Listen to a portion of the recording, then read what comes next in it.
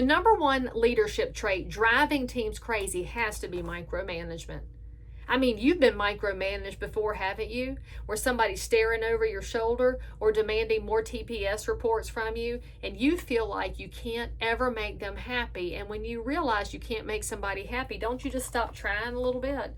Don't you start saying, you know what? It's never going to work, so I'm just going to pull back a little.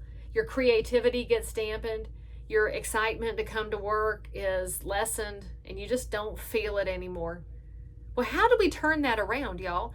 Well, this goes back to the person who's doing the micromanaging, and is that you? Well, I'll tell you who a micromanaging leader is. It's the person who's really successful.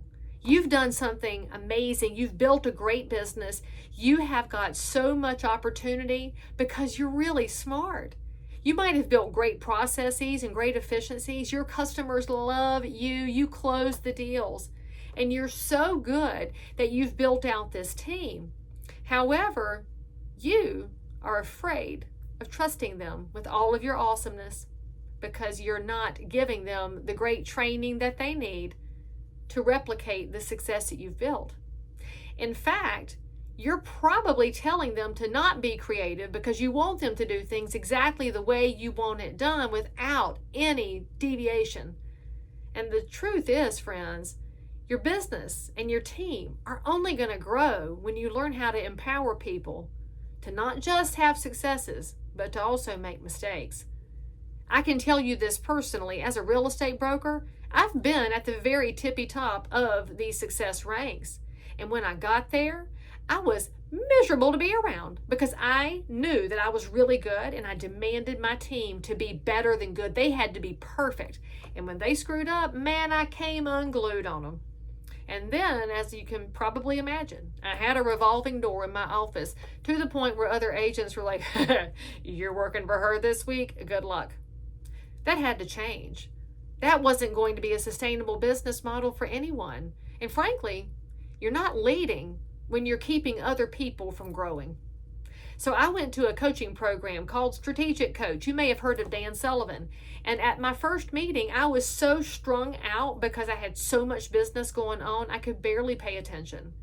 When I did finally tune in, it was to absorb one of Dan's books. It's called The 80% Approach. And once I read it, I had that moment of, oh, I got to fix me so my team is going to operate better. I can't drive them crazy if I want them to stick with me and if I want them to grow. And I do. And I did. So here's what I learned in the 80% approach. When I, as the leader, was expecting 100% perfection, I was never going to get it. So I was demanding something that was unrealistic, which meant that my micromanagement was unrealistic and kind of mean, and it was never sustainable. The 80% approach says if you trust your people to hit 80% of your marks, that's really good. In school today, I think 80% is an A. We can discuss later if it's really an A, but it's a B. Even back in my day, that was a B. And a B is solid. I'll take solid from my people, absolutely. And what you'll find, friends, is that when you tell people there's room to make mistakes, they'll try really hard not to make them. As it turns out, your greatest team members never want to fail you. They never want to make mistakes.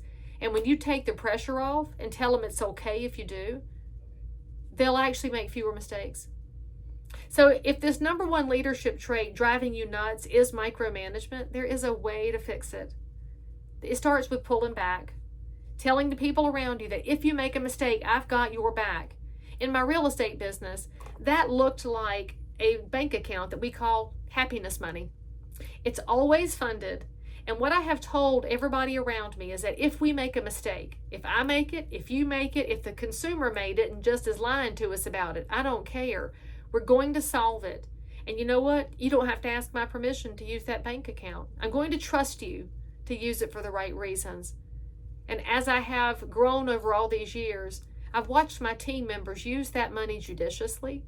They are thoughtful about it. They don't want to use it. They want to solve first. And by goodness, they do. So if you too, friends, want to pull back on your micromanaging and trust a little more, you're going to find that your business scales to next level achievement. And it's all right within your reach. Now, if you want more tips on leadership, strategic planning, growing your business, hit the bell. Send me a comment, subscribe, share this with a friend. And whatever challenge you're having, drop me a comment. I won't even mention your name when I discuss it because we do all learn better together, especially when we're honest.